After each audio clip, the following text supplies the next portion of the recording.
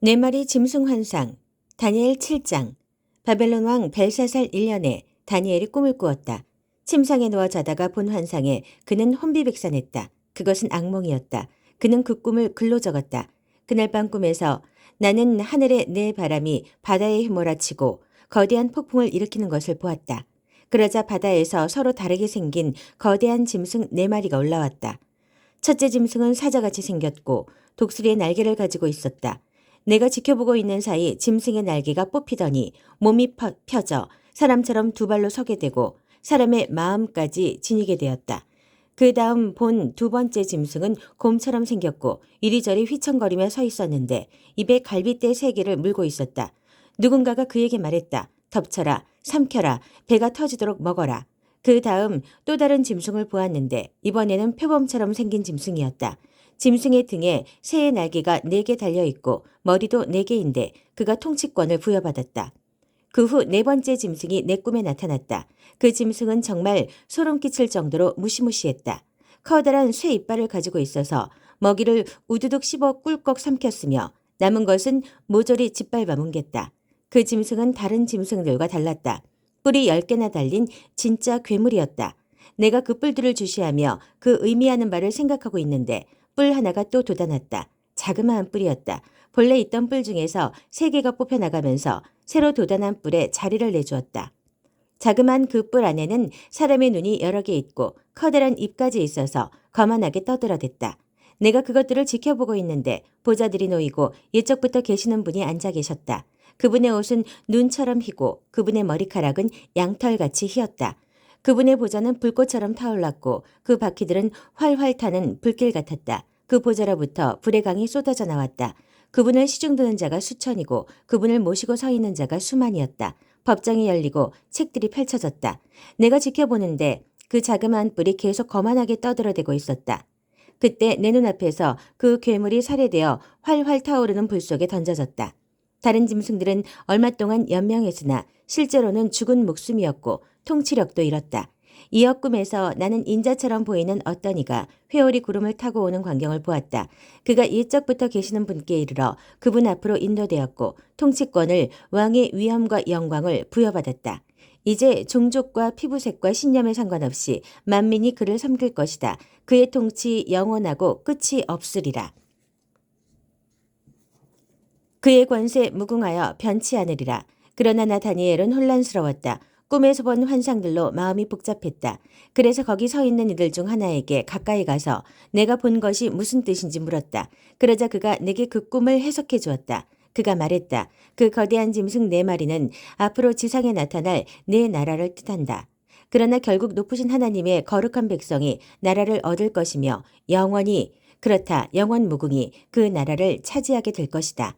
그러나 나는 더 알고 싶었다. 그 넷째 짐승이 무엇인지 궁금했다. 그 짐승은 다른 짐승들과 많이 달랐고 쇠 이빨과 청동 발톱을 가진 무시무시한 괴물이었으며 먹이를 갈기갈기 찢어 삼키고 남은 것들은 바닥에 짓이겼다. 나는 그 짐승 머리에 난 10뿔과 본래 있던 뿔 3개를 제치고 도단한 뿔에 대해서도 알고 싶었다. 새로 난 뿔에는 눈들이 달려 있었다. 큰 입은 오만하게 떠들어댔으며 다른 뿔들을 압도했다. 나는 그 뿔이 하나님의 거룩한 백성과 전쟁을 벌여 그들을 이기는 광경을 지켜보았다. 그러나 그때 옛적부터 계시는 분이 개입하셔서 높으신 하나님의 백성을 위해 모든 일을 바로잡아 주셨다. 마침내 하나님의 거룩한 백성이 나라를 차지했다. 거기 옆에 서 있는 이가 이어서 말했다. 넷째 짐승은 지상에 나타날 넷째 나라다. 그것은 앞선 세 나라들과 다를 것인데 닥치는 대로 씹어먹고 뱉어내는 그야말로 괴물 나라가 될 것이다. 그 10뿔은 그 나라에 차례대로 등장할 10왕이다. 그 후에 또 다른 왕이 등장할 것인데 그는 이전 왕들과 다를 것이다. 먼저 그는 앞에 세 왕부터 제거할 것이다. 그런 다음 높으신 하나님을 모독하고 높으신 하나님을 따르는 이들을 핍박하면서 거룩한 예배와 윤리적 법도를 아주 없애버리려고 할 것이다. 하나님의 거룩한 백성은 한때와 두때와 반때 동안 그의 핍박을 받을 것이다. 그러나 법정이 열리면 그 뿔은 권세를 빼앗기고 멸절될 것이다. 그러면 통치권과 권능과 하늘 아래 모든 나라의 영광이 높으신 하나님의 백성에게 넘어갈 것이다. 그들의 통치는 영원히 이어질 것이다. 모든 통치자들이 그들을 섬기고 복종할 것이다. 이제 끝났다. 나 다니엘은 유령을 본 사람처럼 큰 충격을 받았다. 그러나 나는 이 모든 것을 혼자서 마음속에 간직해 두었다. 순양과 순념소 환상, 다니엘 8장, 벨사살 왕 3년에 또 다른 환상이 나 다니엘에게 임했다. 그것은 두 번째 환상이었다. 그 환상에서 보니 나는 엘람 지방의 수도 수사에 있는 을레 수로에 서 있었다. 주위를 둘러본 나는 수로 입구에 순양 한 마리가 서 있는 것을 보고 깜짝 놀랐다. 그 순양에게는 커다란 두 뿔이 있었는데 하나가 다른 하나보다 컸고 더 큰 쪽이 나중에 난 뿔이었다. 내가 지켜보는 사이 그 순양이 마구 달려 처음에는 서쪽, 그 다음에는 북쪽, 그 다음에는 남쪽을 향하여 들이받았다. 어떤 짐승도 그와 맞설 수 없었다. 그는 제멋대로 날뛰면서 자기가 짐승들의 왕이라도 되는 듯 거들먹거렸다. 내가 그 모습을 지켜보며 그것이 의미하는 바를 생각하고 있는데 이마 한가운데 거대한 뿔 달린 순념소 한 마리가 서쪽에서 올라오더니 발이 땅에 닿지 않을 정도로 온 땅을 종횡무진하며 뛰어다녔다. 그 순념소가 수로 입구에 있던 두 뿔 달린 순양에게 가까이 가서 마구 성을 내며 그것을 들이받았다. 순념소는 불같이 성을 내며 순양을 들이받아 두 뿔을 부러뜨려 버렸다. 그 순양은 순념소의 상대가 되지 못했다.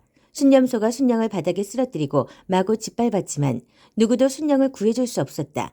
그러자 순념소의 덩치가 엄청나게 커졌다. 순념소의 힘이 최고조에 이르자 거대한 뿔이 부러져 나가더니 그 자리에 큰 뿔 4개가 동서남북 사방을 가리키며 돋아났다.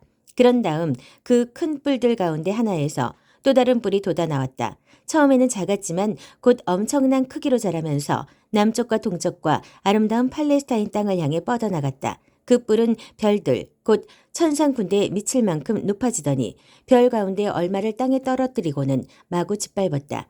그것은 심지어 천상 군대의 통수권자이신 하나님의 권세에까지 도전했다. 또 그것은 매일 드리는 예배를 패하고 성소를 더럽히기까지 했다. 하나님의 거룩한 백성도 매일 드리는 예배와 같은 운명에 처했다. 그것은 그들의 죄에 대한 심판이었다. 그 뿔이 하나님의 진리를 내동댕이 쳤다. 그것은 의기양양하게 모든 물건과 모든 사람을 제 손아귀에 넣었다. 그런 다음 나는 거룩한 두 천사가 나누는 이야기를 엿듣게 되었다. 한 천사가 물었다. 우리가 보는 이 일, 곧 매일 드리는 예배가 폐지되고 죄로 인해 참혹한 심판을 받으며 하나님의 거룩한 백성과 성소가 유린되는 일이 언제까지 계속될 것인가? 다른 천사가 대답했다. 저녁과 아침으로 2300번의 희생제가 드려진 다음에야 성소가 다시 세워질 것이다. 나 다니엘이 이 환상을 보고 그 뜻을 깨달으려고 애쓰는데 갑자기 내 앞에 사람처럼 생긴 어떤 이가 서 있었다. 그때 을레수로 옆쪽에서 어떤 사람이 큰 소리로 외쳤다. 가브리엘아, 그에게 말해주어라. 이 환상을 설명해 주어라. 그러자 그가 내게 다가왔다. 그 순간 나는 겁에 질려 얼굴을 땅에 대고 엎드렸다. 그가 말했다. 이 환상은 세상 끝에 관한 것이다. 그가 입을 열어 말하자마자 나는 기절하여 땅바닥에 얼굴을 댄 채 쓰러졌다. 그러나 그가 나를 잡아 일으켜 세웠다. 그가 이어서 말했다. 장차 세상이 끝나고 진노의 심판날이 닥칠 때에 무슨 일이 있을지 내게 말하려고 한다. 내가 본 두 뿔 가진 순양은 메대와 페르시아의 두 왕을 나타낸다. 그리고 그 순념소는 그리스 사람들의 나라를 나타낸다. 그 이마의 거대한 뿔은 그리스의 첫째 왕이다. 그것이 부러져 나간 뒤에 새로 돋아난 네 뿔은 첫째 왕 이후에 등장할 네 왕이다. 그들의 권세는 앞선 왕만 못할 것이다. 그들의 나라가 식어가고 반역이 달아오를 때 한 왕이 등장할 것이다. 그는 철면피에다 권모술수의 화신이다. 그의 권세는 나날이 커지고 또 커질 것이다. 그는 허풍을 떨면서 의기양양하게 무엇이든 제멋대로이며 영웅과 거룩한 이들을 사정없이 해치울 것이다. 그는 가진 음모와 계략으로 죄를 짓고 엄청난 성공을 거둘 것이다. 자신을 천하무적이라 여기며 거치적거리는 자들을 모조리 없애버릴 것이다. 그러다 그는 만왕의 왕이신 분에게까지 대적하다가 결국 박살이 나고 말 것이다. 그를 부순 것은 사람의 손이 아니다. 저녁과 아침에 2300번의 희생제에 대한 이 환상은 틀림없으며 기밀사항이다. 너 혼자 비밀로 잘 간직하여라. 이는 먼 훗날에 대한 것이다. 나 다니엘은 정신이 없어서 여러 날 동안 기운을 차리지 못했다. 이후 내 자신을 추스려 다시 왕을 보필했다. 그러나 이 환상으로 내 마음은 여전히 혼란스러웠다. 나는 그 뜻을 이해하지 못했다. 다니엘의 기도 9장. 메대 출신으로 아하수에로의 아들인 다리오가 바빌론 땅을 다스리는 왕이 되었다. 그의 통치 첫 해에 나 다니엘은 성경을 읽으면서 예언자 예레미야에게 주어진 하나님의 말씀, 곧 예루살렘이 폐허로 있어야 할 횟수가 70년이라는 것을 곰곰이 생각했다. 나는 응답을 들으려고 주 하나님께 나아갔다. 거친 베옷을 걸치고 금식하며 잿더미 위에 무릎을 꿇고 간절히 기도했다. 나는 내 하나님 앞에 마음을 쏟고 영혼을 토해냈다. 오 주님, 위대하고 존귀하신 하나님, 주께서는 주의 언약을 한결같이 지키시며 주를 사랑하여 주의 말씀을 지키는 자들을 결단코 버리지 않으십니다. 그러나 우리는 죄라는 죄는 다 짓고 살아왔습니다. 악행을 일삼고 반역하면서 주께서 밝히 보여주신 길을 이리저리 피해 다녔습니다. 우리 왕과 지도자와 조상과 땅의 모든 백성에게 주의 말씀을 전해주던 주의 종 예언자들의 말에도 귀를 막았습니다. 주께서는 언제나 의로우시건만 우리가 보여드리는 것은 죄와 수치뿐입니다. 우리 모두가 그러합니다. 유다 백성도 예루살렘 주민도 고향 땅의 이스라엘도 주께 반역한 탓에 여러 곳으로 내쫓긴 이스라엘도 그러합니다. 하나님, 우리 모두가 왕과 지도자, 우리 조상들도 온 세상의 웃음거리가 되고 말았습니다. 당연한 일입니다. 우리는 죄인이기 때문입니다. 우리 하나님이신 주의 자비만이 우리의 유일한 희망입니다. 우리는 아무 권리도 주장할 수 없는 반역자들이기 때문입니다. 주께서는 우리에게 살 길을 일러주시고 주의 종인 예언자들을 통해 분명한 가르침을 주셨습니다. 그럼에도 우리는 주의 말씀에 귀 기울이지 않았습니다. 온 이스라엘이 주의 말씀을 업신여겼습니다. 우리는 주의 교훈을 무시했으며 그저 제멋대로 살았습니다. 그리고 이제 그 대가를 치르고 있습니다. 하나님의 종 모세에게 주신 계시에 명백히 적혀있는 준엄한 저주가 지금 우리 가운데 실행되고 있습니다. 주를 거역했던 죄의 값입니다.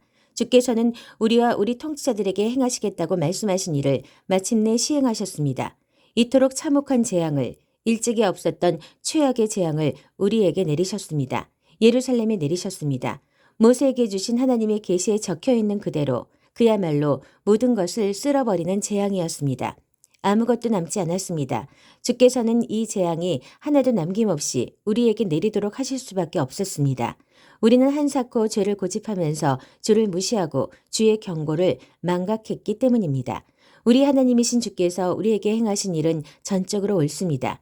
감히 주를 업신여기기만 했던 우리였기 때문입니다. 하지만 주님, 주께서는 우리의 하나님이십니다. 주께서는 큰 능력을 떨쳐 보이시며 주의 백성을 이집트 땅에서 건져내신 분입니다.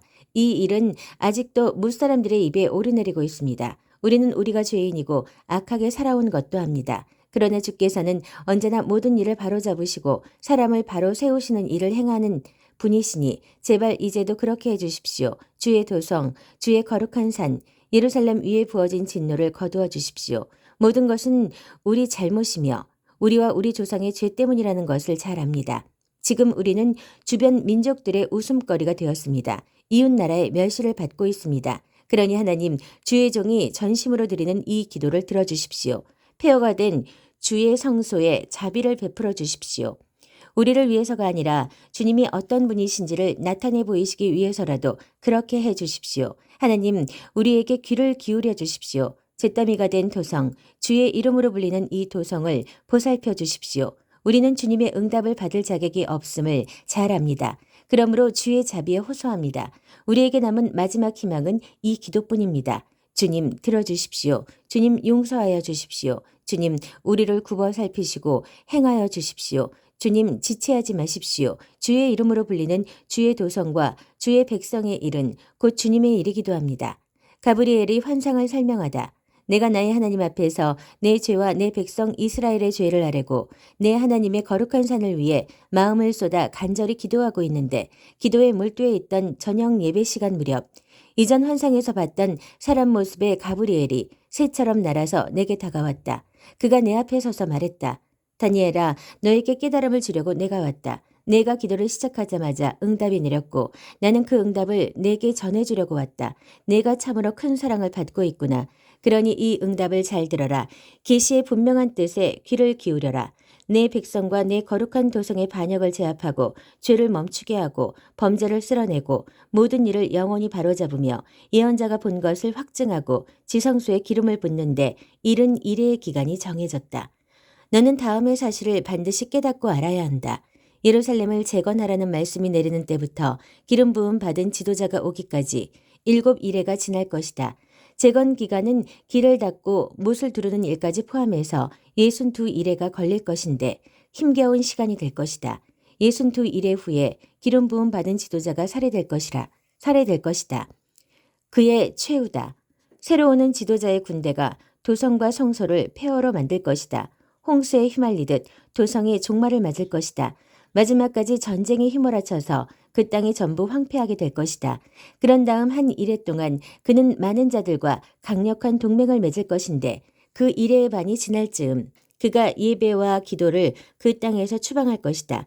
예배 장소에는 신성을 모독하는 역겹고 흉측한 우상이 세워지겠고 신성을 모독한 자가 마지막을 맞을 때까지 그곳에 서 있을 것이다.